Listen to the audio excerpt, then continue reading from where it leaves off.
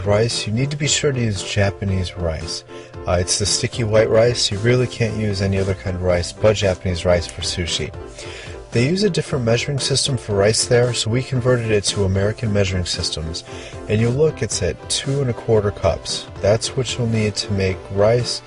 In their measuring system, it's 3 cups, but we're using the American measuring system, 2 1/4 cups. Now, after you measure rice, you're going to want to put it into a large bowl, and it's probably better to just use the bowl that comes with your rice cooker. Now, you'll notice here that Mai's putting water in there to wash it, of course, but what you can't tell from the video is that we're actually using cold water, and that's really important. You have to use cold water for this. Hot water will really mess up the rice.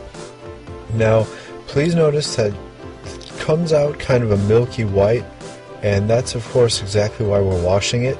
And this process does take several attempts to get it done. And if rice is going to fall out, go ahead and put your hand there to prevent it from falling out. Yours truly has dumped plenty of rice into the sink and clogged it up plenty of times.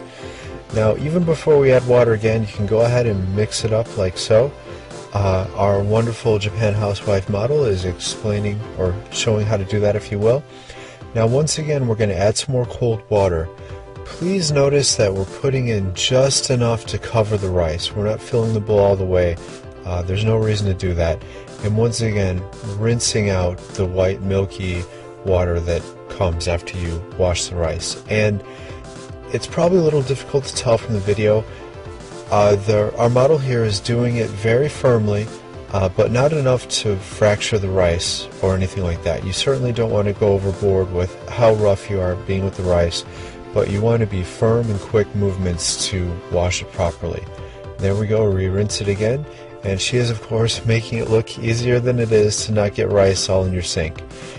And just repeat, repeat, repeat. Once again, some more cold water. And rinse. And mix it up a little bit more. Nice quick movements really are preferred. It really helps get the rice to kind of scrub one another and get that motion going. And once again, some more cold water just to get in there and mix in with the rice.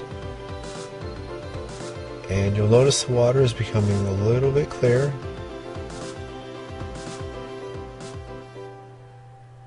And probably one more time will do. There you go. You can see the rice is obviously getting a lot cleaner. Now, you'll notice I said we converted it to the American measuring systems. In their system, it's 3 cups rice, which in our measuring systems is 2 1/4 cup. That's why for here, the markings you have, you want to fill the water up to 3. Because 3 in their measuring system is how many cups rice we have, and that's how many cups water in their measuring system. Now, your menu will probably vary a little bit depending on what rice cooker you have, and I'm talking about the menu on the face of the machine.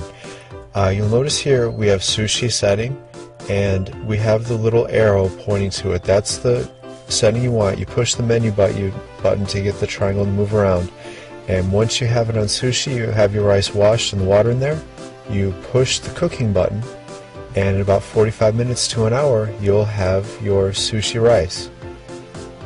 And actually I misspoke, it's not quite sushi rice. To make it the true sushi rice, we need to add salt, and for that we need to have 18 grams exactly. This is really important because you can really mess up your rice if you put in too much or too little salt. So 18 grams for our ratios that we're describing here. And we'll also need rice vinegar. That's really another essential ingredient. And you'll notice here we have 1/3 cup. And we're going to mix the 1/3 cup of rice vinegar with our 18 grams of salt, as well as the brown sugar.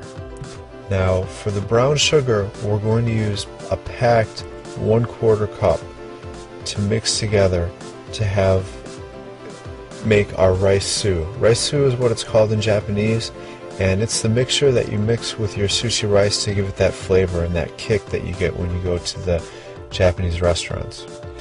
Now, here we've just taken the rice out of the rice cooker. It just finished, It's steaming hot, and there's the mixture, the rice stew we talked about. And before you mix it in, you want to be sure to give it the extra mix around. That's really important. Now, when you make your sushi rice, and especially in Japan, what they do, because it's steaming hot, is they use what's called an uchiwa. And the uchiwa is Japanese for essentially a fan.